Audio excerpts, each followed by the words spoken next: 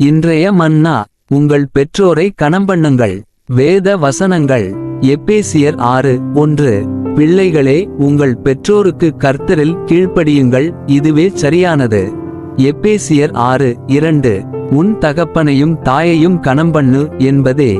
எபேசியர் 6:3.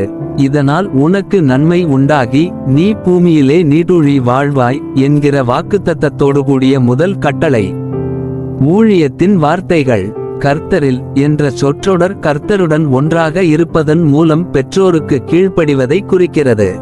விசுவாசிகளின் பிள்ளைகள் கர்த்தருடன் ஒன்றாக இருப்பதன் மூலம் தங்கள் பெற்றோருக்கு கீழ்ப்படிய வேண்டும் என்பதை உணர வேண்டும்.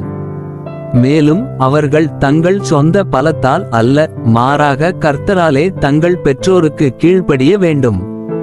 அவர்களுடைய கீழ்ப்படிதல் கர்த்தருடைய வார்த்தையின்படி, வேதவாக்கியங்களின்படி இருக்க வேண்டும்.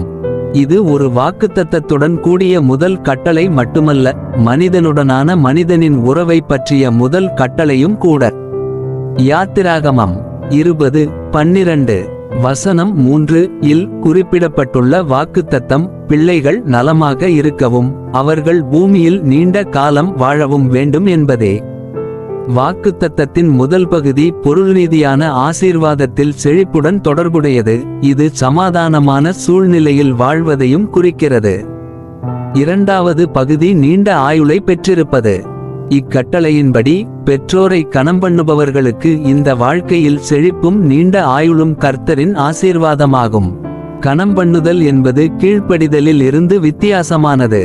கீழ்ப்படிதல் என்பது ஒரு செயலை குறிக்கிறது, அதே சமயம் கணம்பண்ணுதல் என்பது ஒரு மனப்பான்மையை குறிக்கிறது.